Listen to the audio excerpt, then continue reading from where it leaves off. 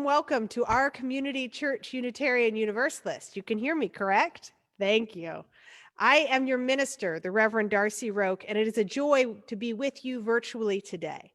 So who are we as community church? We are a progressive, open-minded, and inclusive religious community. We welcome all who are in a spiritual search for truth and meaning. Ours is a faith in action as we do the work of social justice and elevate compassion in our quest to live ethically, recognizing the inherent worth and dignity of every being. Now, please look to your weekly email for announcements as well as before the service each week. But I'm going to highlight a few things.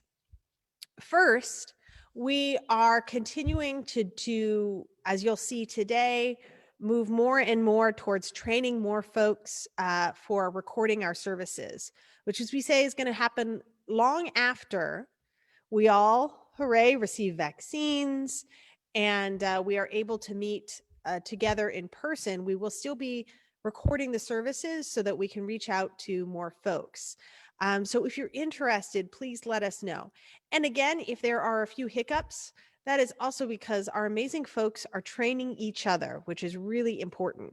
So for the next couple of weeks, a new person is actually recording and being trained on this. So I want to lift up the members of our Tech Force 14, the amazing Amelia Earhart Lovelace, who is one of our fearless leaders, Sally Jackson, who's doing an incredible job, Bill Fernandez, Amy Earhart Lovelace, and he who will not be named. No, Eric Reed, who has been helping us move through this as well. So if you'd like to join this team, including coming to our services every once in a while, it's actually a really wonderful way to see people, safe, socially distanced, masked, a couple of other people. Please do let us know at worship@ccuunola.org.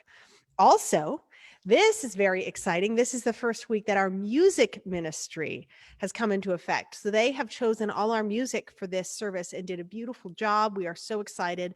They're going to be choosing our music and also finding folks who are going to be doing original music for us for the next few months. And they'll be doing that about twice a month. And then the other times we'll be having Cindy Scott occasionally join us and have some other musicians in with us. So our music ministry is incredible as well. That is Bo Fernandez, Aaron Ryan, Susan McGew, and Dion DeVille. If you are interested in joining our music ministry, please email as well, worship@ccuunola.org for now, until we get our music ministry email.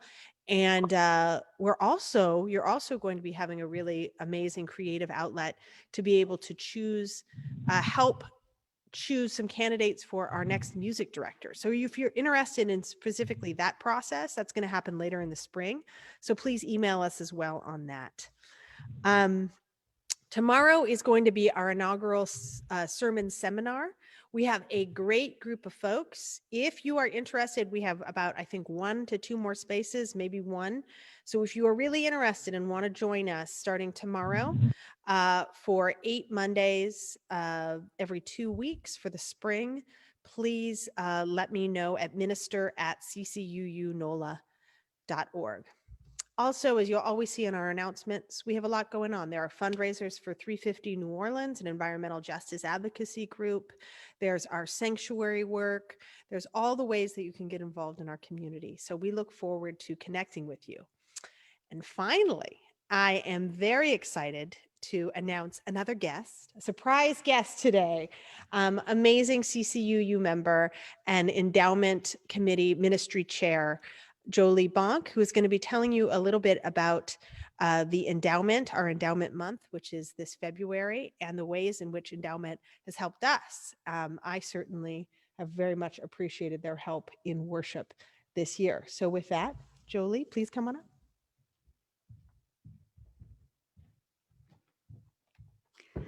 Thank you and good morning. So yes, February is Endowment Month. We like to call it our Fund for the Future.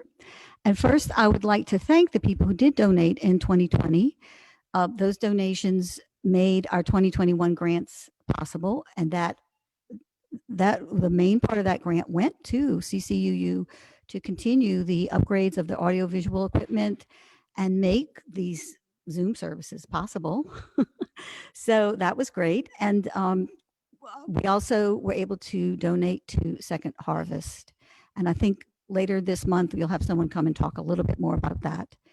I also want to just say that I sent out acknowledgement thank you letters to our 2020 donors through the email. So if you did not get one, please let me know and make sure that I didn't accidentally skip somebody.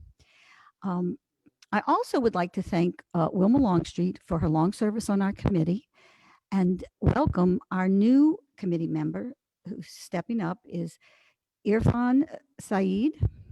He's going to step up for Wilma. And I want to thank my other committee members, Bruce Blinkern and Howard Milkey.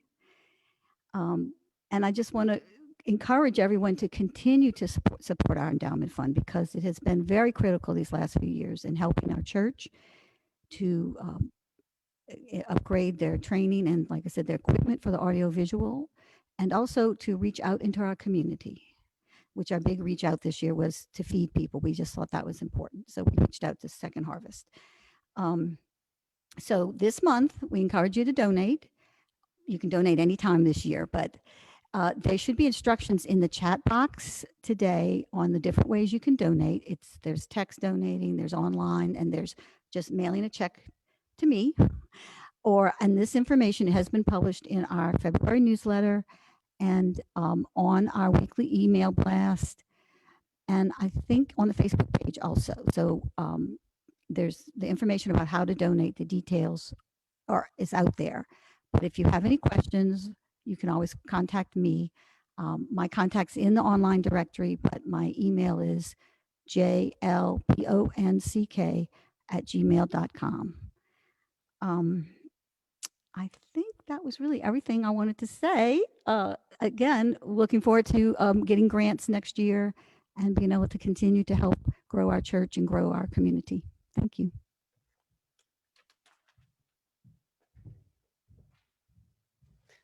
Thank you so much, Jolie, and it's such a joy to see you at our church.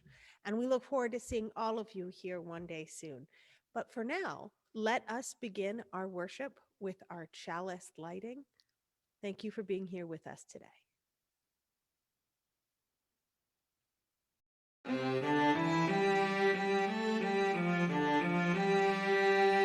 We light this flame to affirm the light of truth and knowledge, the warmth of love and community, and the fire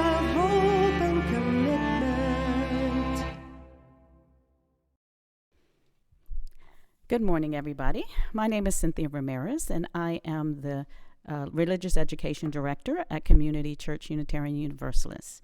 This morning, I'm going to share with you a reading from a Vanuni, who is a 9-year-old child from India, and it's called Time for Nature. Once upon a time, there was a beautiful forest. There lived 2 trees named Chintu and Pintu, who were brothers. Chintu and Pintu had many friends like the rabbit and his brothers, the group of monkeys, the family of birds, the bunky bear, and the wise old wolf. One day, all of the friends were chatting. Suddenly, Pintu saw a woodcutter coming towards the forest. Pintu said, "Hey, look, a woodcutter is coming towards the forest. Run, run," Chintu said to the animals, but no one ran. They said, "You give us food, shelter, you give us fresh air to breathe. How can we leave you in danger and go?" Chintu and Pintu thanked them. "Okay, you all hide behind us," said the 2 brother trees. So the monkeys and the birds hid inside the leaves of the trees, and the other animals hid behind the tree. Woodcutter was very confused because there were many trees to cut. Suddenly, he saw Chintu and Pintu, the huge trees. He said, "Be ready to be cut, you trees." The wise old wolf had already told his plan to the animals.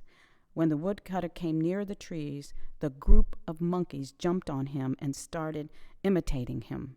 Then the family of birds started pecking him. Then the rabbit and his brothers started jumping around him. And the bunky bear started roaring. When all the animals were busy at the work, the wise old wolf ran to the Lion King. The wise old wolf told the king what he had to do.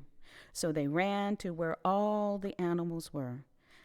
The king roared, and the woodcutter ran for his life. Chintu and Pintu said, "Thank you." Later, the woodcutter thought, "I never thought that trees gave animals so many things like food and shelter," and he decided not to cut the trees. Friends, this message to not cut but plant more trees because there is less forest on our land. It is becoming less and less lonely. So please save the forest. Thank you. And now, please enjoy the music selection, "I See You" by Sanctuary.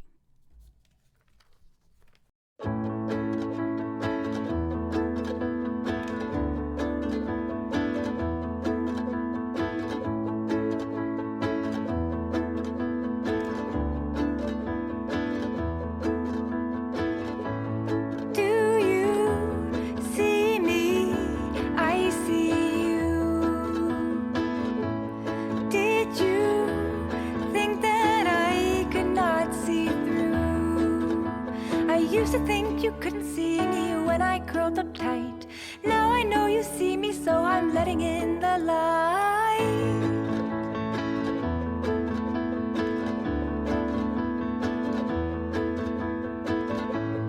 I can love you as you are. You can hold me in your arms. I couldn't see how I could open up as much as you. The colors of my being seem to stick inside like glue. Now the dust surrounds me, knowing what I have inside. I feel it in my molecule that's ready to fly. Do you see me? I see you. Did you think that I could not see through? Do you see me? I see you. Did you think that I could not see through? And when you're away, I know you'll come back soon. When you're away, I'll be waiting for you. When you're away, I know you'll come back soon. I'll be waiting for you.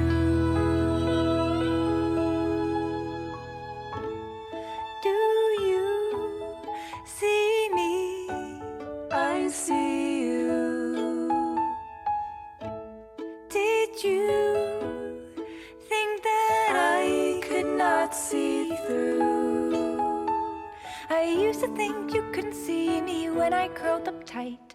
Now I know you see me, so I'm letting in the light. I couldn't see how I could open up as much as you. The colors of my being seem to stick inside like glue. Now the dust surrounds me, knowing what I have inside. I feel it in my molecules, I'm ready to fly. Do you see me? I see you. Did you think that I could not see through? Do you see me? I see you. Did you think that I could not see through?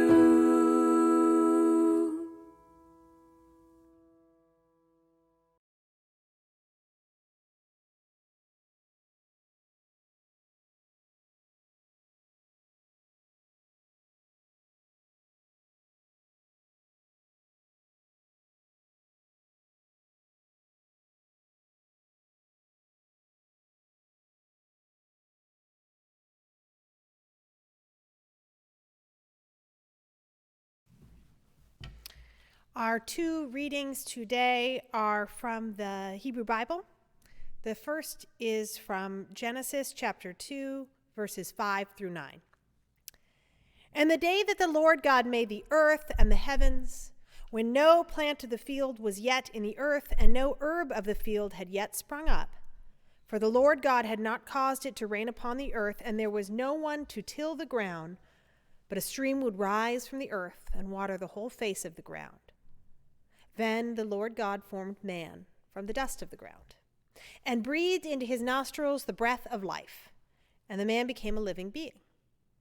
And the Lord God planted a garden in Eden, in the east, and there he put the man who he had formed.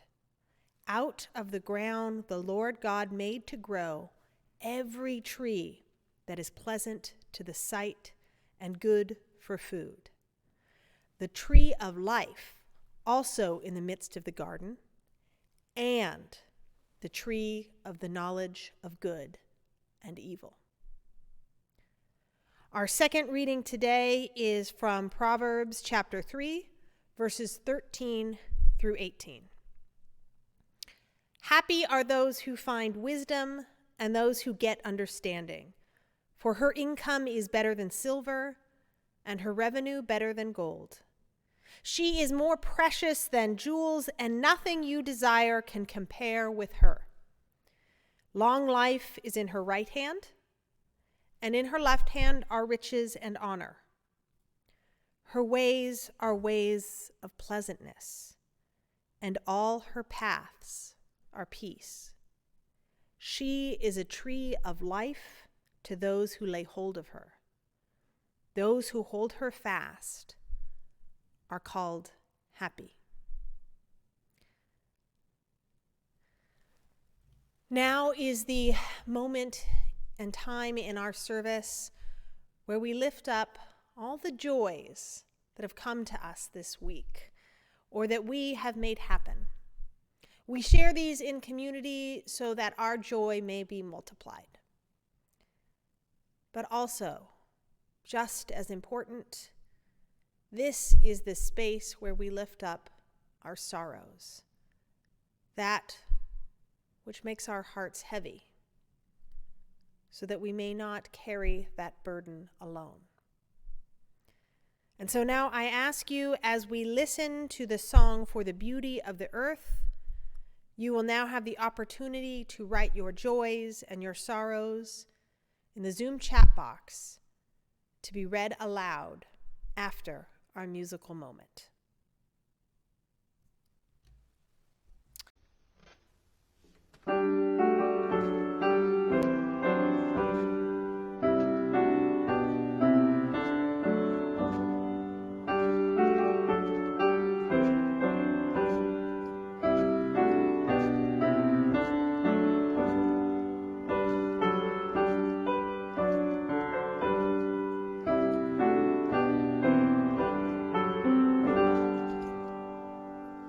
For the beauty of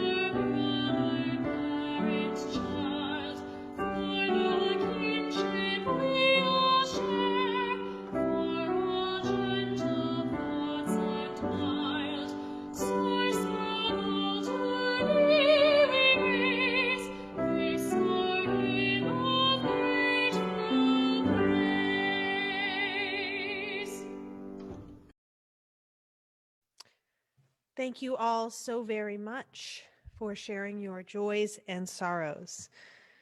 Alan Malone writes of joy at seeing -+9. Jada writes that her daughter turned 5 this week. Happy birthday. Carolyn, John, and Mamie write that their dear friend, a Mamie's Nana, Valda Smith, is still in hospice care surrounded by loved ones. We're filled with joy to be visiting with her again later today.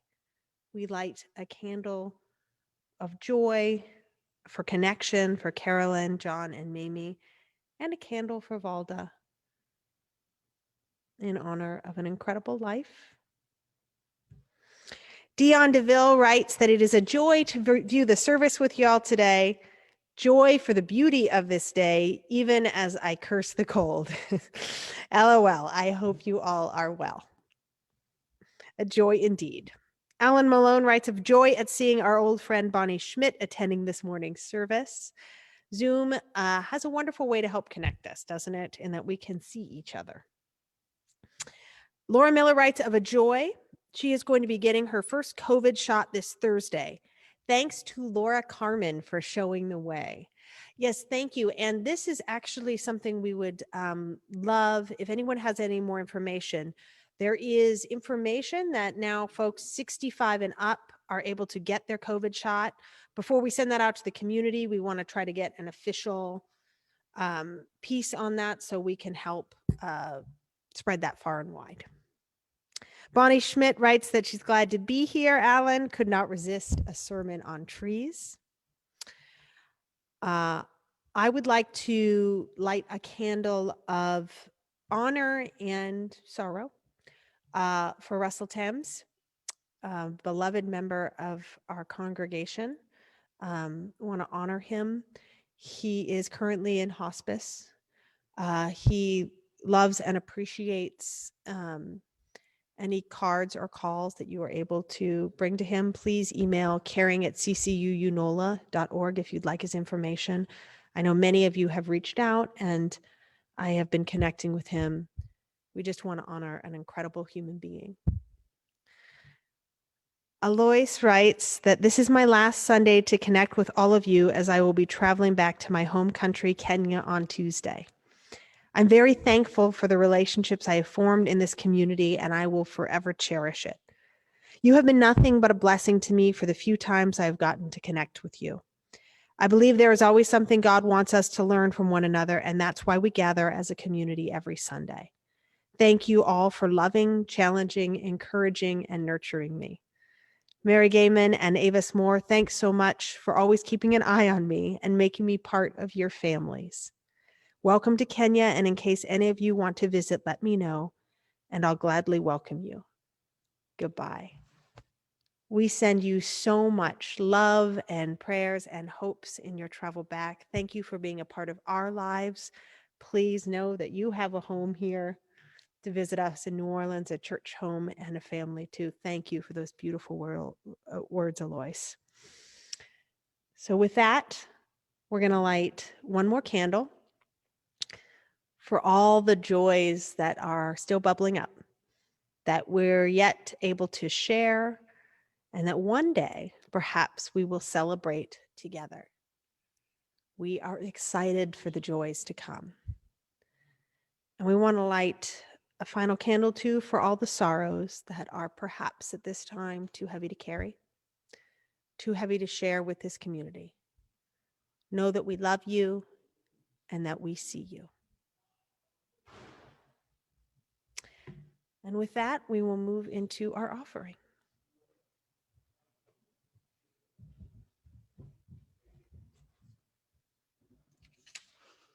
Good morning. Community Church Unitarian Universalist is a self-sustaining congregation. Members and friends' generosity help us to do the sacred work of bringing justice, spirituality, and compassion to our community and beyond.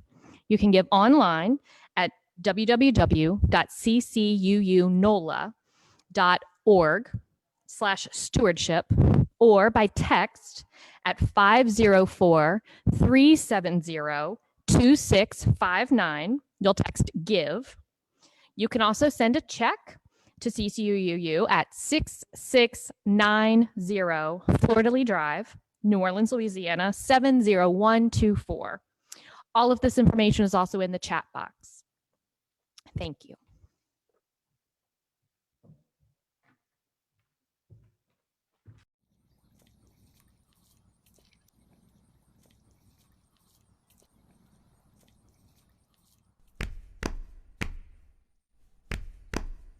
Whoa, whoa. Well, I came to a place that I used to know where I'd play in my house up in a tree.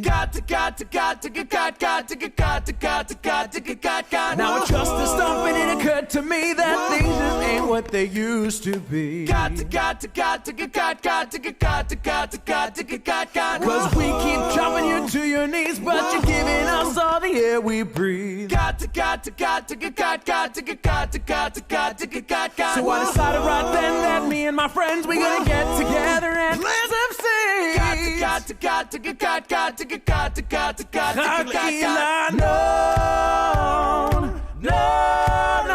No, Eli, no. Get out and plant a tree, Eli, no. Eli, no. Get out and plant a tree. Eli, no. Get out and plant a tree, sing a kind. Eli, no.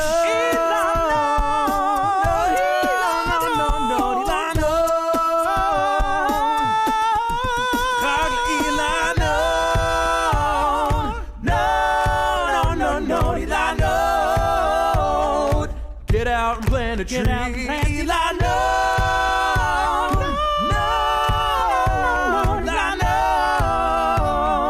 Get out and plant a tree.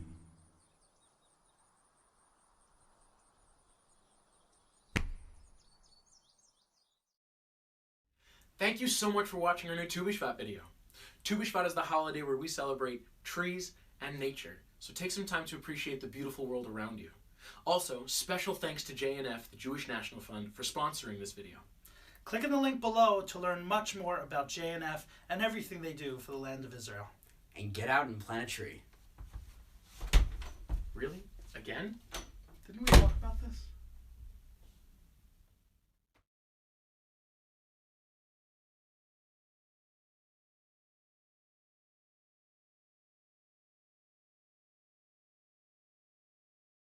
Our final reading today is from The Social Life of Forests, an excerpt from a New York Times article by Faris Jabbar. Trees have always been symbols of connection. In Mesoamerican mythology, an immense tree grows at the center of the universe, stretching its roots into the underworld and cradling earth and heaven in its trunk and branches. Norse cosmology features a similar tree called Yggdrasil.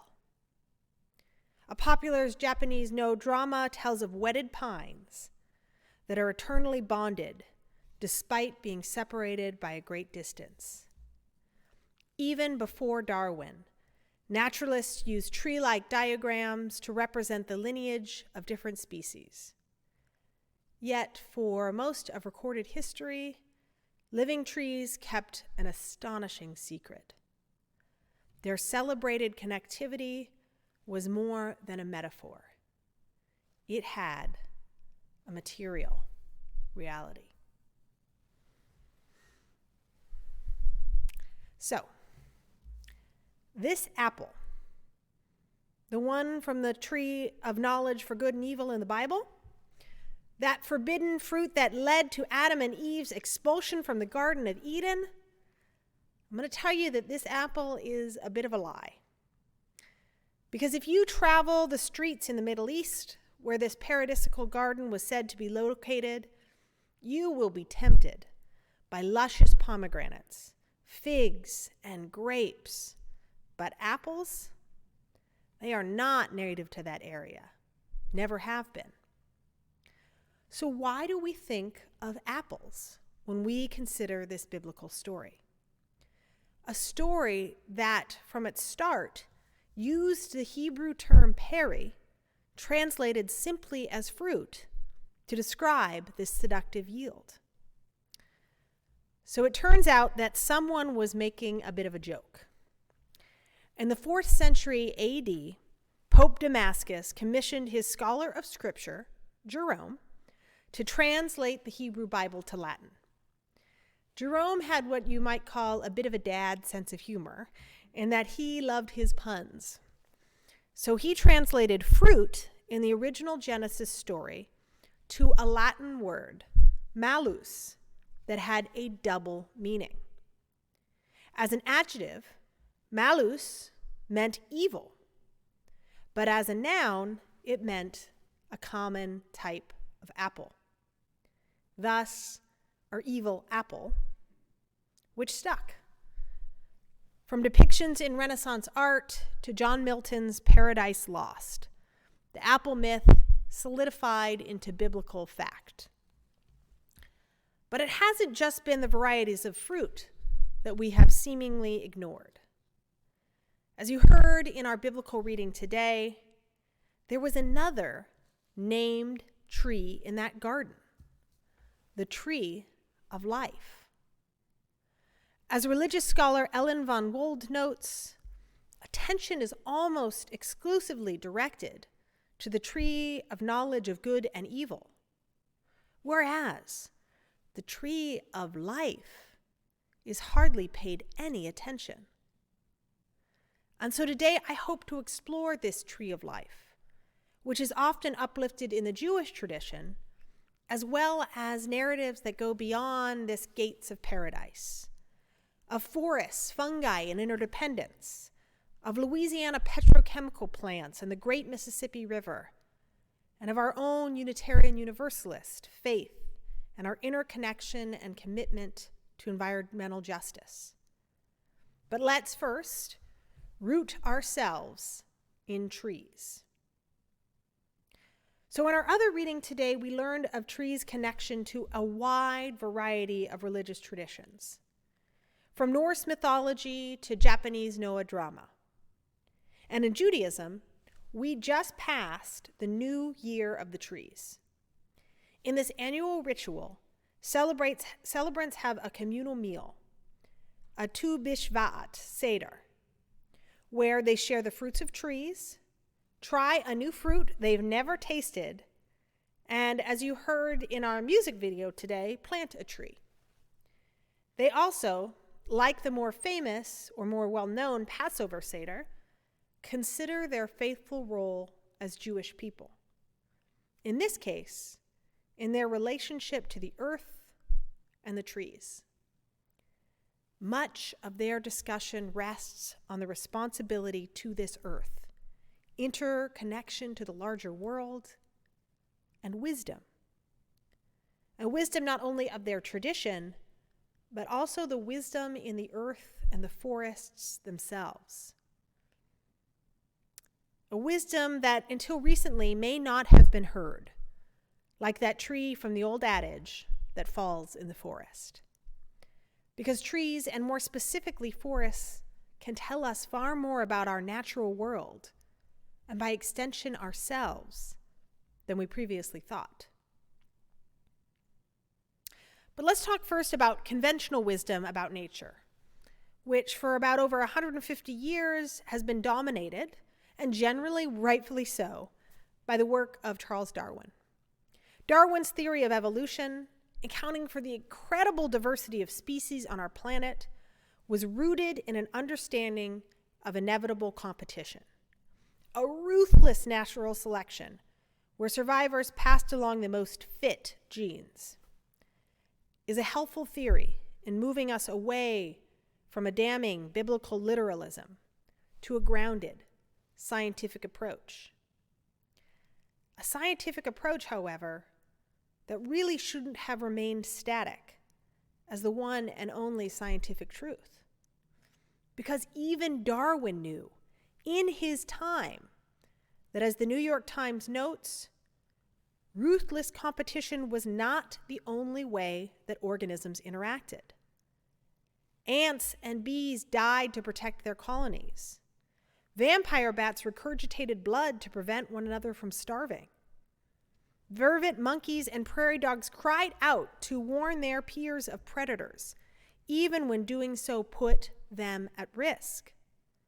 At one point, Darwin worried that such selflessness would be fatal to his theory. And so, by his own admission, Darwin was influenced by the work of economist Adam Smith, dubbed the father of capitalism, a man deeply invested in free market competition. And Darwin, a sometimes Unitarian, was perhaps influenced by our own 1800s Unitarian tradition and its commitment, above all else, to individualism and a specific type of reason. But as of late, another theory, also with scientific data to back it up, has come to the fore.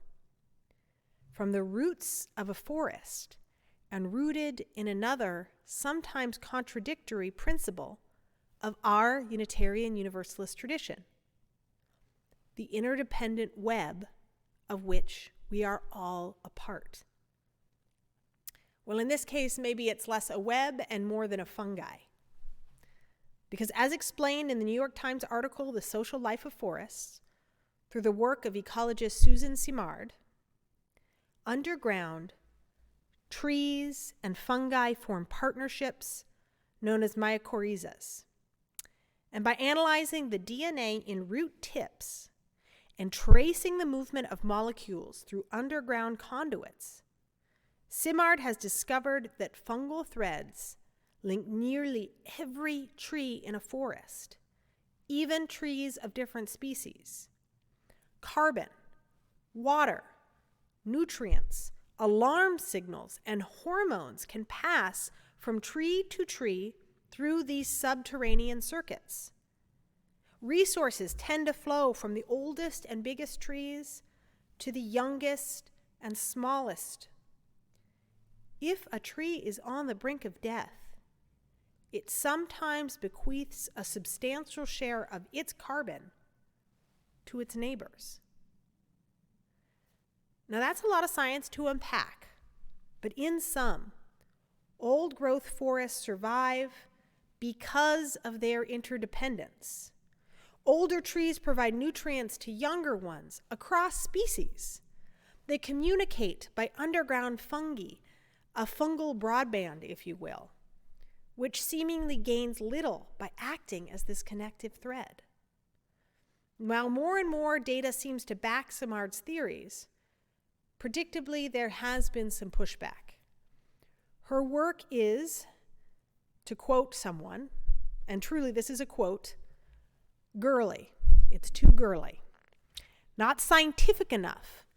Now this is not because of data sets, mind you, but because her language often points toward an overarching connectedness, an almost spiritual and elemental process. But as we heard earlier, was Darwin not too influenced by individualism and capitalism and masculinity? Now, I'm not a scientist, I'm a preacher. And so I'm going to give myself a little license and leeway to move this interconnected understanding a little further out into our lives. And so I'm going to bring these threads to my neighborhood in Hollygrove. I have tried some new fruit for this Jewish New Year of trees because neighbors have dropped bags of them at our door.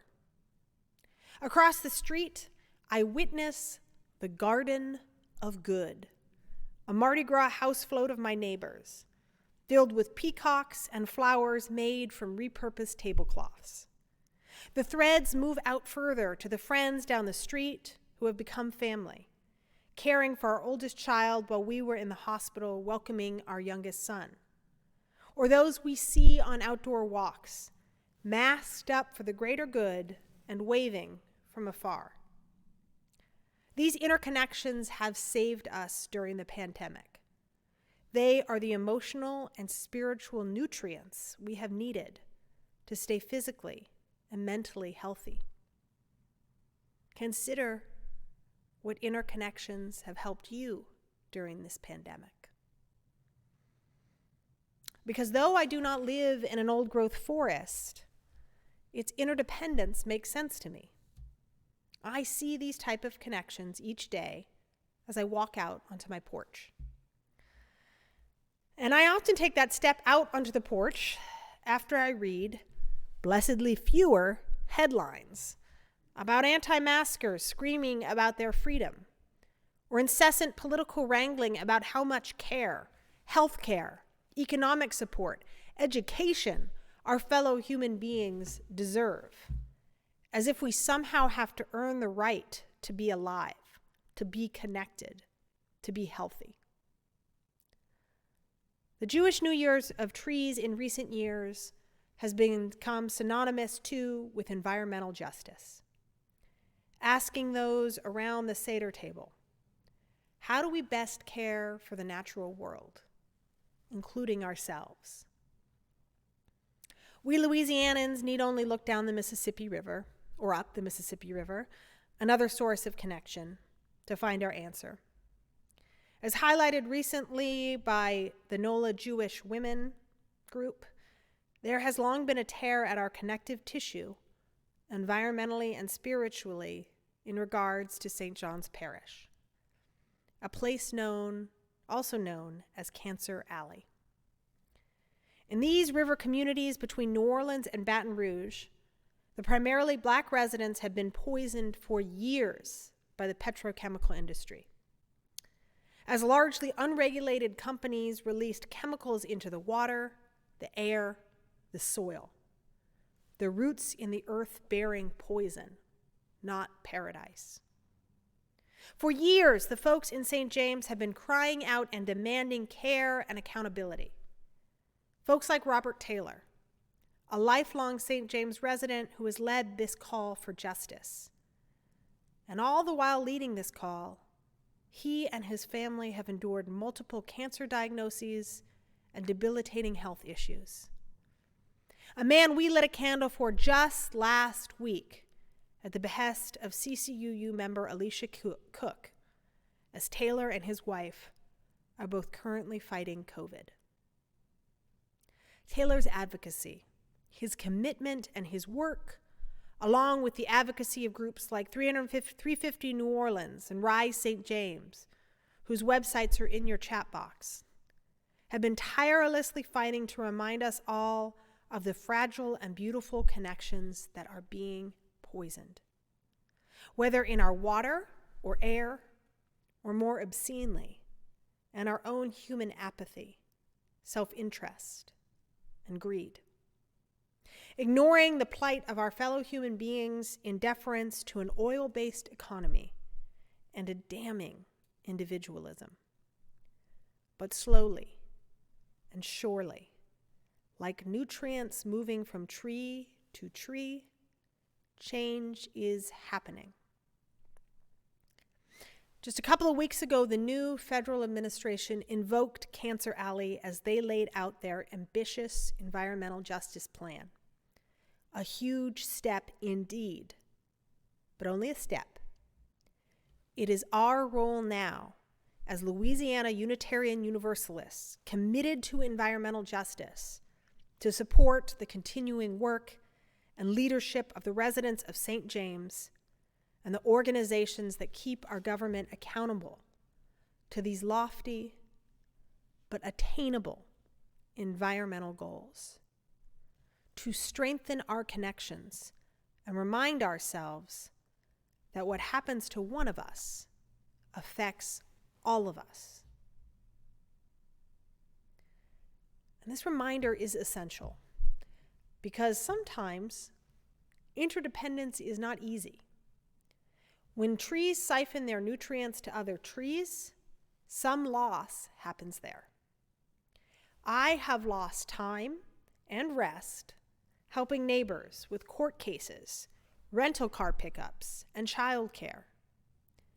Empathizing with other folks like those in St. James Parish making their problems connected to yours means that you may be more incensed or forlorn about the state of the world. You may be less comforted. And yet, an old-growth forest lives on as a whole because of this interconnection. My relationships have deepened with those that live around me because I reciprocate their care. The residents of St. James Parish are fighting, yes, for themselves, but also for all of us when they demand accountability, when they demand the human right to not drink poisoned water, to not eat poisoned fruits.